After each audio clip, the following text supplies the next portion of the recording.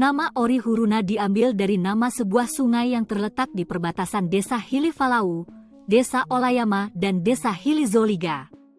Sungai Huruna memiliki sejarah yang cukup menarik, karena dikenal sebagai tempat eksekusi bagi masyarakat yang melanggar hukum adat Goigi Hada yang berlaku pada zaman dulu.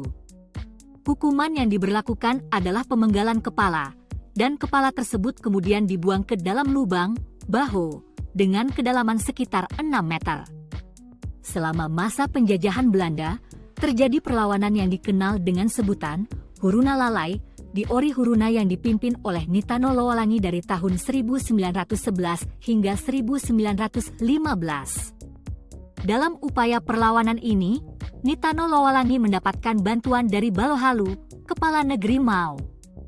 Sayangnya, dalam perlawanan tersebut, 14 orang kepala adat tewas dan 6 panglima perang